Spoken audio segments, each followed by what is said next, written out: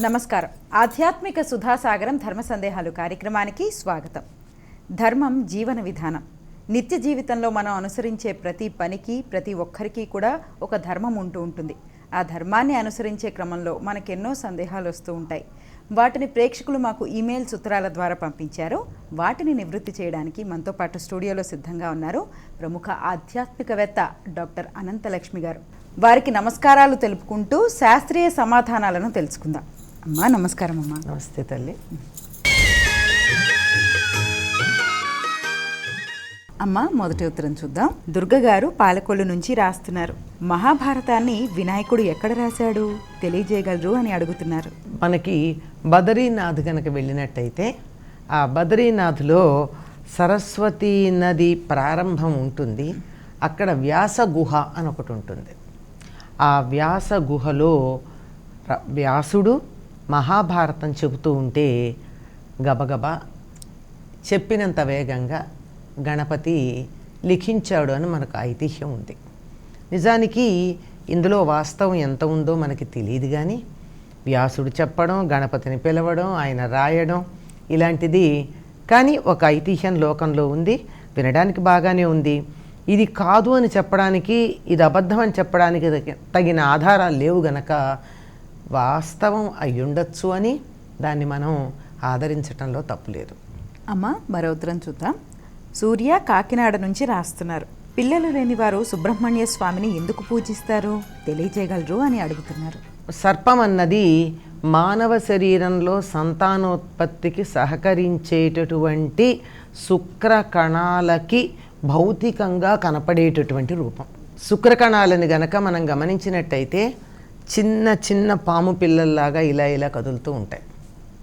మరి శుక్రాన్ని ఆరాధించాలంటే శుక్ర కణాలను ఎట్లా ఆరాధిస్తాం? చాలా కష్టం. వాటిని మైక్రోస్కోప్లో చూస్తేనే తప్ప మనకు కనపడవు. కనుక వాటికి ప్రతీకగా, ప్రతిబింబంగా ఉండేటటువంటి సర్పాలను ఆరాధించటం దానికి తగినటువంటిదిగా మనకి చెప్తూ ఉంటారు. ఇది సర్పారాధనలో పాటించే నియమాలు కూడా సంతానోత్పత్తికి సహకరించేవిగా ఉంటాయి. నాగుల చవితికి పుట్టలో పాలు పోసినప్పుడు కానీ, సుబ్రహ్మణ్య షష్ఠికి పుట్టలో పాలు పోసినప్పుడు కానీ, లేదా కొంతమంది నాగ పంచమికి చేస్తారు. అంటే ఎక్కడో ఒక్కొక్కడ సంవత్సరంలో ఒక్కొక్క ప్రాంతంలో ఒక్కొక్క రోజున పుట్టలో పాలు పోసి సర్పాలను ఆరాధించేటటువంటి పద్ధతి ఉంది. దాంట్లో అనేక రకమైన ఇతరములైనటువంటి పర్యావరణ సంబంధి, తర్వాత సామాజిక సంబంధమైనటువంటి కోణాలను పక్కన పెడితే సంతానోత్పత్తికి సంబంధించినటువంటి కోణం కూడా దాంట్లో ఉంది. అప్పుడు ఏం తింటారమ్మా? పుట్టలో పాలు పోసినటువంటి వాళ్ళు ఆనాడు కత్తితో ఏ పని చెయ్యరు, పొయ్యి కూడా వెలిగించరు. ఎందుకు వెలిగించరంటే ఆ రోజుల్లో కట్టెలతో వెలిగించేవారు. కట్టెలు ఎండి ఉంటే దాంట్లో చిన్న చిన్న పురుగులు ఉంటాయి, ఆ పురుగులు చనిపోతాయి అని చెప్పి పొయ్యి వెలిగించేవారు కాదు. అది కారణం. ఆ పురుగులేంటి లొక్కలొక్కలొక్కలాడుతూ శుక్రకణాల్లాగా అనిపించే ఇది ఉంది. అది కూడా పాము జాతికి చెందినవనే మన వాళ్ళ నమ్మకం. ఆ తరువాత ఆనాడు పొయ్యి మీద వండింది ఏది తినరు. అంటే పొయ్యి మీద ఎక్కడా కూడా వేడి చేసింది ఏది తినరు. పైగా ఆనాడు ఉపవాసం ఉన్నటువంటి వాళ్ళు ఏం ఆహారం స్వీకరిస్తారంటే సర్పానికి నివేదన చేసినవే ఆహారంగా స్వీకరిస్తారు. ఏమిటది? నువ్వులు బెల్లం కలిపి చక్కగా తయారు చేసినటువంటి చిమ్మిలి,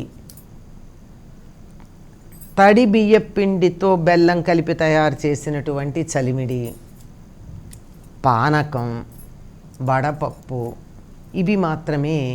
లేదా కొబ్బరికాయ కొడితే కొబ్బరి, ఆ తరువాత అది కూడా కత్తితో కోసి ముక్కలు చేయకుండా నేల మీద కొట్టి ముక్కలు చేసి, అరటిపండు, జామ పండు, జామకాయ కాదు మళ్ళీ, ఏదైతే ద్రవంలో కలిపి పాము స్వీకరించటానికి వీలుగా ఉంటుందో అటువంటి వాటిని తయారు చేస్తారు. ఇవే తీసుకుంటారు. ఇవి తీసుకోవడం వల్ల ఏం జరుగుతుందంటే చలిమిడి, ఒక మాట ఉంది చలిమిడికి, కడుపు చలవ అన్న పదం విన్నాం మనం. అమ్మాయి అత్తవారింటికి వెడితే పుట్టింటి వారు చలిమిడి పెట్టి పంపిస్తారు. ఎందుకంటే కడుపు చలవ అని. కడుపు చలవ అంటే పొట్టలో చల్లగా ఉంటుందని కదా. కడుపు అంటే అక్కడ ఏమిటి? సంతానం అని అర్థం. అమ్మాయి కడుపుతో ఉందంటే అర్థం ఏమిటి? ఆ అమ్మాయికి పొట్ట ఉందని కాదు కదా అర్థం. అక్కడ సంతానం గర్భంలో ఉంది అని అర్థం. కడుపు చలవ అంటే సంతానం చల్లగా ఉంటుంది, 10 కాలాలు ఉంటారని. అటువంటిది చలిమిడి ఆరోగ్యానికి మంచిది. ఆ తర్వాత చిమ్మిలి కూడా, ఈ చిమ్మిలి మరో సందర్భంలో పెడతారు, మీకు ఆడవాళ్ళందరికీ తెలుసు. ఎప్పుడు పెడతారు? మొట్టమొదటిసారి అమ్మాయి పుష్పవతి అయినప్పుడు పెడతారు, అంటే ప్యూబర్టీ స్టార్టింగ్లో. దానివల్ల ఏం జరుగుతుంది అంటే ఆ చిమ్మిలి వల్ల గైనిక్ సిస్టమ్ క్లీన్ అవుతుంది. గైనిక్ సిస్టమ్ ఎప్పుడైతే అంటే సంతానోత్పత్తికి సహకరించేటటువంటి వ్యవస్థ ఏదైతే ఉందో అది శుభ్రపడుతుంది. అది శుభ్రపడితే సంతానం కలగడానికి అవకాశం ఉంటుంది. కనుక ఈ చిమ్మిలి పెట్టడం, చలిమిడి పెట్టడం, ఆ తరువాత వేడి చేయకుండా ఉండడానికి చలవ చేసేటందుకు నానబెట్టిన పెసరపప్పు, పానకం ఇవి మాత్రమే స్వీకరిస్తారు. అంటే సర్పాలకి వాటిని ఆహారంగా నివేదనగా ఇచ్చి దాన్ని స్వీకరించటం వల్ల సంతానోత్పత్తికి అడ్డుకట్టగా ఉండేటటువంటి అవరోధాలు ఏవైతే ఉన్నాయో అవన్నీ సంస్కరించబడతాయి, సంతానం కలుగుతుంది. ప్రతి దాని వెనకాల చాలా గొప్పదైనటువంటి విశేషం ఉంటుంది. ఈ సర్పాలన్నింటికి అది తల్లి అయినటువంటి ఆవిడ మానసాదేవి అనే పేరుతో చెప్తూ ఉంటారు. అందువల్ల మానసాదేవిని పూజించినా కానీ సంతానం కలుగుతుంది అనే అభిప్రాయం మనకుంది. అమ్మ మరో ఉత్తరం చూద్దాం. తులసి గారు తిరుపతి నుంచి రాస్తున్నారు. హనుమంతుడు సువర్చలకు వివాహం జరిగిందా, తెలియజేయగలరు అని అడుగుతున్నారు. అసలు హనుమంతుడి వివాహం గురించి ప్రత్యేకంగా మనకెక్కడా చెప్పబడలేదు. కానీ ఎక్కడన్నా సరే దేవాలయాలలో హనుమంతుడికి అర్చన చేసేటప్పుడు సువర్చల ఆయన భార్యగా చెప్పబడడం జరుగుతోంది. ఎందుకు చెప్తారు అంటే, ఒక దైవాన్ని అర్చించేటప్పుడు ఆగమశాస్త్రానుసారం పక్కన ఆయన శక్తి ఉండాలి. శక్తినే భార్యగా చెప్తాం. ఆ శక్తి ఉండాలి, ఆ తర్వాత పరివారం ఉండాలి, వాహనం ఉండాలి. అందుకని హనుమంతుడికి వాహనం కూడా తయారు చేసుకున్నాం మనం కదా. ఎందుకంటే ఆగమశాస్త్రానుసారం పూజ చేయడానికి అవసరం గనక, లేకపోతే పెద్ద అవసరం లేదు. అయితే సువర్చల ఎవరు? సువర్చల మంచి వర్చస్సుని తీసుకొచ్చేది, లేక మంచి వర్చస్సు కలిగినటువంటిది, సూర్యుని యొక్క కుమార్తెగా చెప్పబడుతూ ఉంటుంది. నిజానికి అట్లా జరుగుతుందా? సూర్యుడేమో హనుమంతుడికి గురువుగారి పుత్రికని వివాహం చేసుకున్నాడా? లేదు. కొన్ని పురాణాలను అనుసరించి తన శిష్యుడైనటువంటి హనుమ ఆయనలో ఉన్న తెలివితేటలు చూసి ముగ్ధుడైపోయి, శిష్యుల్ని ఎప్పుడూ ఆదరిస్తారు కదా గురువులు, అందుకని తన కుమార్తెనిచ్చి వివాహం చేశాడని కొన్ని పురాణాల్లో చెప్పబడి ఉంది. రామాయణంలో కానీ ఇంకా హనుమంతుడి యొక్క జీవితాన్ని గురించి చాలా గొప్పగా వివరణ చేసినటువంటి పరాశర సంహిత మొదలైనటువంటి వాటిల్లో కానీ ఈ వివరాలు మనకు ప్రత్యేకంగా కనపడవమ్మా. రామాయణంలో అసలు హనుమంతుడి యొక్క వివాహం కానీ, ఆయనకి పెళ్ళయిన విషయం కానీ కాలేదని కూడా లేదండి. అందువల్ల కాలేదని కూడా చెప్పలేం. కనుక ఇలాంటి వివరాలు ఏమీ మనకు కనపడవు. కొన్ని పురాణాల్లో ఉన్నాయి దాన్ని అనుసరించి. ఈ పురాణాల్లో వేరే ఉండడానికి కూడా కారణం ఏమిటంటే కల్పాంత భేదాలు. ఒక్కొక్క కల్పంలోనూ ఒక్కొక్కటి ఉంటాయి. అటువంటి దాంట్లో సువర్చలతో ఈయనకి వివాహం అయినట్టుంది.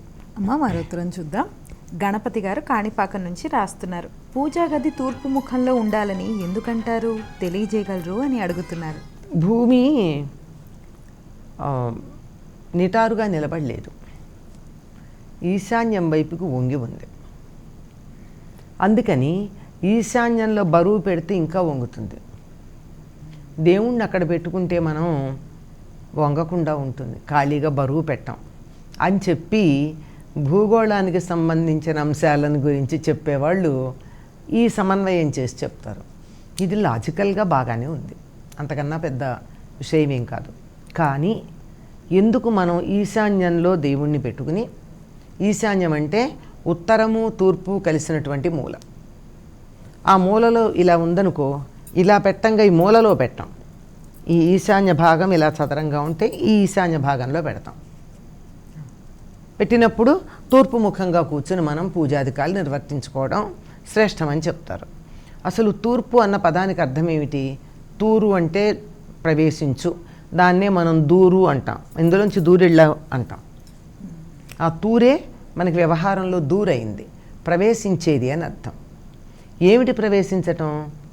మనం విశ్వంలోకి ప్రవేశించి విశ్వంలో ఉన్నటువంటి చైతన్యం మనలో ప్రవేశించాలంటే దానికి ఉన్నటువంటి మార్గం తూర్పు దిక్కున ఉంది గనక సూర్యుడు కూడా అక్కడి నుంచే బయటకు వస్తున్నాడు.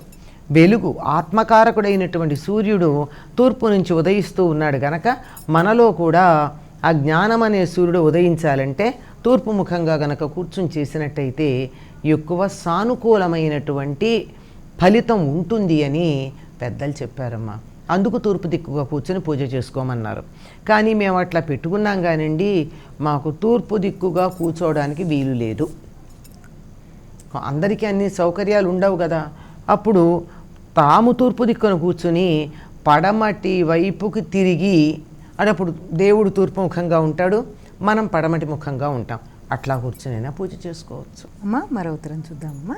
సూర్యం గారు హొసూరు నుంచి రాస్తున్నారు. తాంబూలం ఇచ్చేటప్పుడు తమలపాకు, అరటిపండు తొడిమలు ఇచ్చేవారి వైపు, కొసలు పుచ్చుకునే వారి వైపు ఉంచాలంటారు. ఎందుకని? మనిషికి తాను కొంచెం చేసి ఎక్కువ ఫలితం పొందాలనేటటువంటి ఆశ ఉంటుందమ్మా. సహజం కదా. దేనికైనా సరే, వ్యాపారంలో పెట్టుబడి అవ్వచ్చు, శ్రమ అవ్వచ్చు, ఇంత శ్రమపడి ఇంత ఫలితం పొందాలని ఉండొచ్చు. అదే అటువంటి చిన్న లాజిక్ ఇక్కడ ఉపయోగిస్తూ ఉంటారు. ఇప్పుడు అరటిపండు కొస మన వైపు ఉందనుకో, తొడిమ అంటే మొత్తం అరటిపండు మొత్తం అంతా నేను ఇస్తున్నానని, అంటే కట్ చేయలేదు, ఇస్తున్నా అని అన్నమాట. కనెక్షన్ ఉంది నాతో. అలాగే తమలపాకు తొడిమ నా వైపు ఉంది, ఇంకా నా దగ్గరికి అతుక్కుని ఉంది, ఈ మొత్తం కావాలంటే నాతో పాటుగా దాన్ని లాక్కోవచ్చు. నేను కొస నా వైపు పెట్టుకున్నాను అనుకో, ఆల్రెడీ కట్ చేసి ఇచ్చేసాను, అందువల్ల వాళ్ళు నన్ను లాగే అవకాశం లేదు. అందువల్ల అత్యధికంగా ఇస్తున్నాను అనేటటువంటి ప్రయోజనం వాళ్ళకి కనపడాలి అనేటటువంటి ఉద్దేశంతో అట్లా ఇచ్చారు అని చెప్తారు. అంతే కదా. అరటిపండు అనుకోండి, తొడివ నా వైపు ఉంది, మరి నైవేద్యం పెట్టేటప్పుడు కానీ ఇలా పైనుంచి తీస్తాం, ఇటు నుంచి తీయం కదా.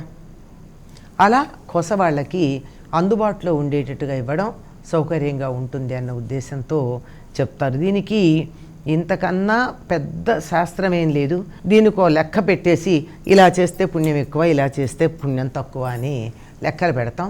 వాస్తవానికి ఇలా గనక ఇచ్చినట్టయితే సౌకర్యంగా ఉంటుంది. అమ్మ మరో ఉత్తరం చూద్దాం. శివజ్యోతి గారు నూజివీడు నుంచి రాస్తున్నారు. స్నానము ఎలా చేయాలి తెలియజేయగలరు అని అడుగుతున్నారు. స్నానం ఏ సందర్భంలో చేస్తున్నారు అన్న దాన్ని బట్టి ఉందమ్మా. స్నానానికి కూడా కొన్ని నియమాలు ఉన్నాయి. సూర్యోదయానికి కొంచెం ముందుగా చేయాలి. మరి తెల్లవారుజామున చెయ్యాలి అని చెప్పి 3 గంటలకో 2 గంటలకో అర్ధరాత్రి చేయడం అన్నది ఆపద్ధర్మంగా ఎప్పుడన్నా చెయ్యాలేమో కానీ, ఊరు వెళ్ళిపోవాలి 4 గంటలకల్లా ఫ్లైట్ ఉంది అంటే అర్జెంటుగా చేస్తామేమో కానీ అంత తెల్లవారుజామున చెయ్యకూడదు. అది కూడా ఇంట్లో అయితే పర్వాలేదు, నదులు మొదలైనటువంటివి కాస్త సూర్యోదయానికన్నా ముందు సమయానికే వెళ్ళాలి తప్ప అర్ధరాత్రులు చేయకూడదు. ఇంట్లో చేసేటప్పుడు పాటించే నియమాలు వేరే ఉంటాయి, బయట నదుల్లో చేసేటప్పుడు చేసేటటువంటి నియమాలు వేరే ఉంటాయి. నదుల్లోనూ దిగుడు బావుల్లోనూ చెరువుల్లోనూ అలా చేసేటప్పుడు పూర్తిగా వస్త్రధారణ చేసి అప్పుడు స్నానం చేయవలసినటువంటి అవసరం ఉంటుంది. అంతేకాకుండా ఆ నీళ్లల్లో ఉమ్మి వేయడం లేదా 1-2 కార్యక్రమాలు చేయకూడదు. ఇంతే నదిని కూడా నీళ్ళని కూడా మనం పవిత్రంగా దేవతా స్వరూపంగా భావించుకుంటాం గనక వాటిని ఏ రకంగానూ పాడు చేసేటటువంటి పనులు చేయకూడదు. నదీ స్నానాలు గనక అయినట్టయితే ముందరే మనం యువతల షాంపూలు సబ్బులు లాంటివి యువతలే వాడుకోవాలి, నదుల్లో వాడకూడదు. ఇళ్లల్లో ఇటువంటి నియమాలు చాలా ఉండవు. ఇళ్లల్లో చేసేటప్పుడు మనం చేసేది మామూలు స్నానమే గనక శరీరానికి ఉన్నటువంటి మాలిన్యాన్ని పోగొట్టుకోవాలి. ఒక సంగతి మాత్రం ఈ మధ్యకాలంలో శాస్త్రజ్ఞులు పరిశోధన చేసి చెప్పిన మాట ఏమిటంటే, ముందుగా గభాలన తల మీద నీళ్లు పోసుకోవడం కన్నా కాళ్ళ మీద నీళ్లు పోసుకుని నెమ్మదిగా శరీరం మీదకంతా కొద్దిగా పెంచుకుంటూ పాదాలను తడుపుకుని తర్వాత కాళ్ళు అలా తలుపుకుని ఆ తర్వాత ఒంటి మీద పోసుకుని అటుపైన తల మీద పోసుకోవాలన్నారు. అలా ఎందుకంటే రక్త ప్రసరణకు సంబంధించినటువంటి పరిశోధనలో చెప్పిన మాట. హఠాత్తుగా తల మీద నీళ్లు పోసుకుంటే మాత్రం హార్ట్ అటాకులు లాంటివి వచ్చేటటువంటి ప్రమాదం ఉందట. అది మన వాళ్ళు కూడా చెప్పినటువంటి మాట అదే. నెమ్మదిగా నెత్తి మీద వరుస వెంటనే పోసుకోవడం కాక ముందుగా నదిలో చేసేటట్టయితే నీళ్లు తీసుకుని ఆచమనం చేసి ఆ తర్వాత కాళ్ళు లోపల పెట్టి ఆ తర్వాత ఒక్కొక్క భాగం అలా లోపలికి పెడుతూ ఉంటాం. ఈ చెప్పిన క్రమంలోనే అవుతుంది కదా. ఇదే పద్ధతిని ఇంట్లో మనం స్నానం చేసేటప్పుడు కూడా పాటించినట్టయితే బాగుంటుంది. ఇక్కడ గుర్తుపెట్టుకోవాల్సిన విషయం ఏమిటంటే అతి చల్లని నీళ్లు పోసుకోకూడదు, అతి వేడి నీళ్లు పోసుకోకూడదు. గోరువెచ్చని నీళ్ళు అంటారు. అంటే మన శరీరానికి ఉండే ఉష్ణోగ్రత ఎంత ఉందో దానికి దరిదాపుల్లో ఉండేటటువంటి వేడి నీళ్ళు మాత్రమే పోసుకోవాలి. అంతకన్నా ఎక్కువ వేడి నీళ్ళు కనుక పోసుకున్నట్టయితే ఆ వేడి వల్ల మనం స్నానమై యువతలకు రాగానే శరీరంలో నుండి చెమటలు బాగా బయటకు వచ్చి శరీరం చల్లబడిపోతుంది. ఎప్పుడైతే నీళ్లు బయటకు వస్తే చల్లబడుతుంది కదా, కుండలో నీళ్లు చల్లబడే సిద్ధాంతం ప్రకారమే. అప్పుడు జలుబు చేసే అవసరం, నిమ్ము పట్టేటటువంటి అవకాశం ఉన్నాయి గనక గోరువెచ్చని నీళ్లతో స్నానం చేయడం అన్నది పద్ధతి. వేసవికాలంలో కూడా ఉదయం చన్నీళ్ల స్నానం, సాయంత్రం తప్పనిసరిగా వేడి నీళ్ళ స్నానం చేయాలని చెప్పారు. ఇదంతా వాతావరణానికి అనుగుణంగా మన శరీరాన్ని మనం మలచుకునేటటువంటి పద్ధతి.